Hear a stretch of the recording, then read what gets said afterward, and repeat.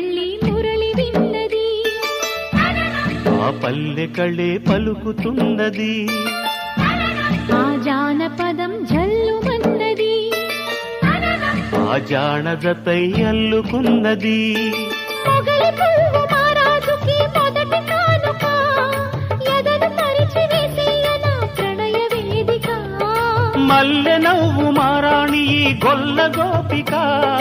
మూగ మనసు వింటున్నది మురళి గీతిక రే పల్లె మళ్ళీ మురళి విన్నది